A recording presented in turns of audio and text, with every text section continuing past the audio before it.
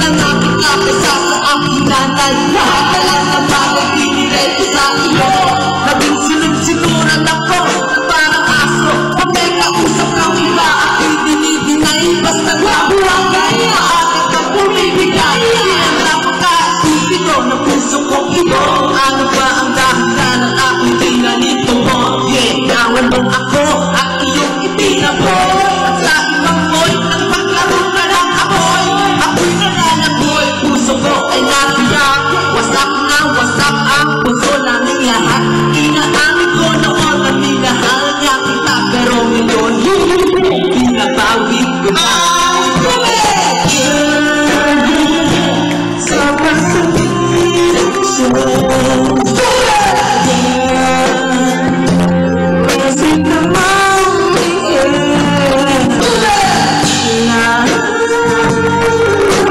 sa